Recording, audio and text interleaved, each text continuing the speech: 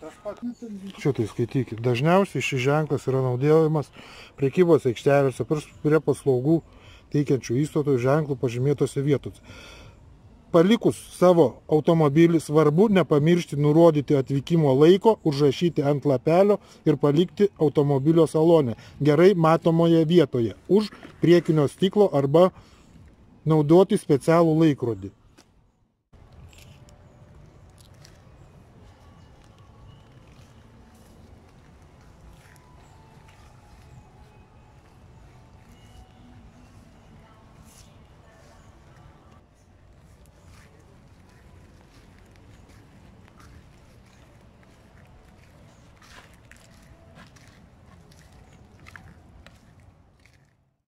Na ir kokiu pagrindu jūs šį automobilį fotografavot? Čia jūsų automobilis? Kokiu pagrindu fotografavot? Vat būtent šitą automobilį. Aš fiksuoju pažeidimą. Koks pažeidimas? Ar čia draudžiama stovėti? Kelių eismo taisyklių. Nedraudžiama? Nu tai jeigu nedraudžiama, tai dėl ko jūs fiksuojat šitą pažeidimą? 529 straipsnių. Pagrindu. Žmogus ką tik pasistatė, 2 valandos nepraėjo.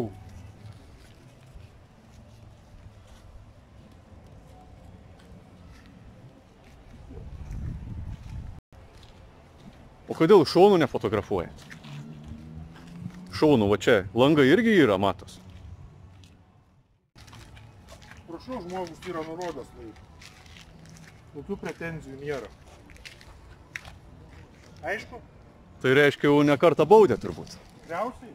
Arba žino kelių eismo taisyklės.